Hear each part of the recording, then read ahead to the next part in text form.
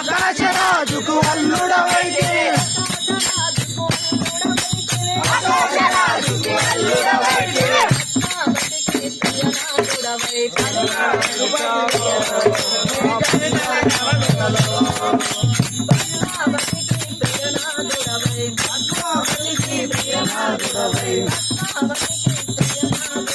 పద్మావతికి ప్రియనాథుడవై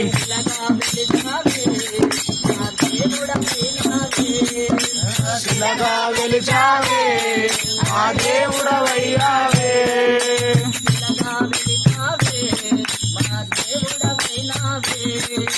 శిలగా వెలిచావే